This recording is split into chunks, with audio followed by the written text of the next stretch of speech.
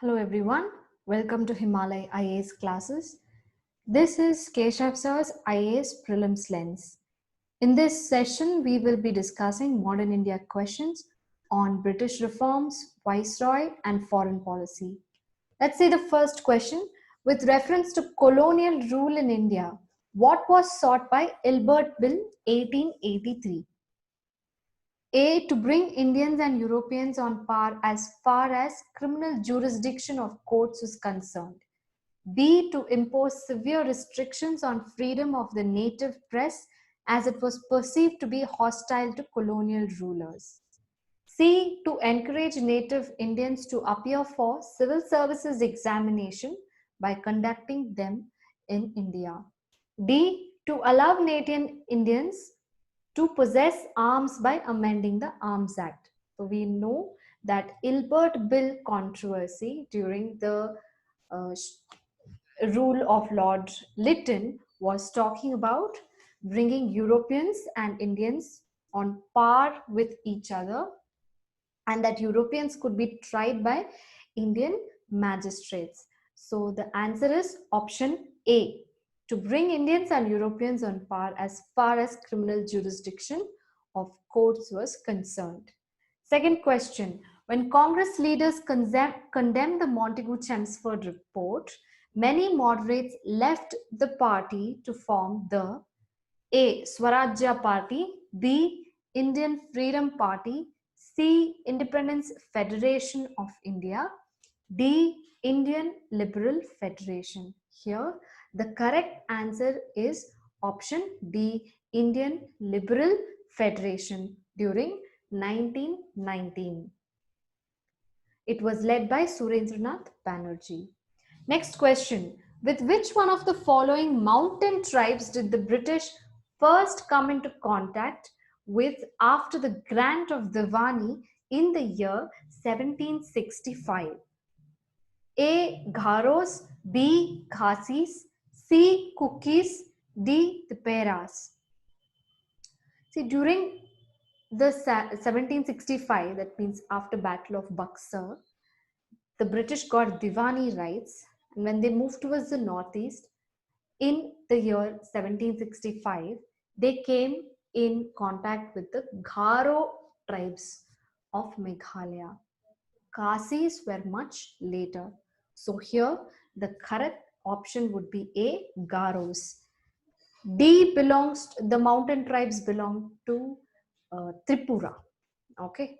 So Tiperas means they belong to Tripura region.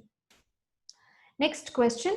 The real intention of the British to include the princely states in the Federal Union proposed by the Indian Act of 1935 was to exercise more and direct political administrative control over the princely states. In B, involve the princely states to be active in the administration of the colony. C, finally effect the complete political and administrative takeover of all the princely states by the British.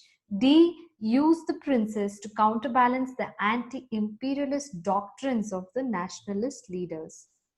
So here, the intention of why the British proposed to include the princely states in the Federal Union, or which is also known as All India Federation, was to help them make friends with the princely states so that this could counterbalance the anti-imperialist attitude or the doctrine of the national leaders. This was again part of their divide and rule policy. Okay, but the All India Federation, having the provinces in the princely states, never came into being. So here the option is D, use the princes to counterbalance the anti-imperialist doctrines of the nationalist leaders. The British has done this with the zamindars, they did it with the Muslims, and they did it also with the princely states, part of the divide and rule policy.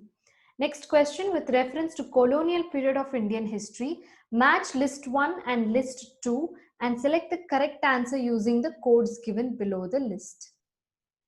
A. MacDonald, Doctrine of Lapse. B. Linlithgow Communal Award. C. Dalhousie Augustoffer. D. Chelmsford for Diarchy. So we have to do match the following. So let's see. See, Ramsay MacDonald is known for introducing communal award. So A matches with 2. Then we have Dalhousie who introduced doctrine of lapse, and that was the last part of the expansion policy of the British. And then we know from Montagu Chelmsford reforms, they had introduced diarchy. So D matches with 4. And finally, what is left is Linlithgow. During his rule, August Offer 1940 came out. So here, after matching the correct option, we would get C as the right answer. Next question. Hunter Commission was appointed after the A. Black Hole Incident, B. Jallianwala Bagh Massacre, C. Uprisings of 1857, D. Partition of Bengal. So we know for sure that Hunter Commission was appointed after the Jallianwala Bagh Massacre of 1919. So answer would be B. But the Indians were dissatisfied with the Hunter Commission because General Dyer did not pay for the guilt and the offense and the act that he committed. Black Hole Incident was much before, during the 1760s. Then there were uprising of 1857 is about the revolt of 1857. Partition of Bengal was in 1905. Next question. Under the Permanent Settlement 1793, zamindars were required to issue pattas to the farmers, which were not issued by many of the zamindars. The reason was A. Zamindars were trusted by the farmers. B. There was no official check upon the zamindars.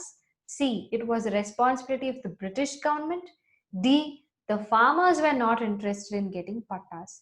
See here, the clear answer is option B. There was no official check on the zamindars. So that is the reason they did not issue any pattas and they acquired a lot of power to themselves. It was not because zamindars were trusted by the farmers. Option A is wrong, because they were very antagonistic and they zamindars and the farmers did not have a very good relationship. So C is also not the correct answer. D is also the wrong answer. Answer is option B. There was no official check upon the zamindars. Next question. Who amongst the following Englishmen first translated Bhagavad Gita into English? A. William Jones. B. Charles Dickens. C. Alexander Cunningham. D. John Marshall. See here, the correct answer is B. Charles Wilkins. He is the first person who converted or translated the Bhagavad Gita into English. So, contribution of Britishers to Indian history, we can see clearly Charles Dickens has made a contribution. Then there's Alexander Cunningham, who is the founder of Archaeological Society of India. Then there is John Marshall, who did a lot of excavations of Indus Valley civilization as the Director General of Archaeological Society of India. Next question. The last major extension of British Indian territory took place during the time of A. Dufferin, B. Dalhousie, C. Lytton, D. Curzon. Here the option is B. Dalhousie, and after his rule it was very close to the revolt of 1857, because under Dalhousie doctrine of lapse, lot of princely states were annexed. Satara, Sambalpur, Udaipur, Jhansi, Nagpur and Arcot. So that was the last expansionist policy, after which 1858 revolt took place, and then Queen's proclamation came out, which clearly said we will not expand henceforth in India. So the option is B, Dalhousie. Next question. The Balkan plan for fragmentation of India was the brainchild of A. Winston Churchill, B. M.A. Jinnah, C. Lord Mountbatten, D. P.P. Menon. Here The clear answer is C, Mountbatten. Balkanization plan is what we see in the Europe today, the small Balkan plateau, the Balkan plan, Balkanization. Everything small, like small countries in the Central Europe, what we can see, that would have been the fate of India if we had gone according to the Lord Mountbatten's plan. So option is C. Next question. At the time when empires in Europe were crumbling before the might of Napoleon, which one of the following governor generals kept the British flag flying high in India? A. Warren Hastings, B. Lord Cornwallis, C. Lord Wellesley, D. Lord Hastings.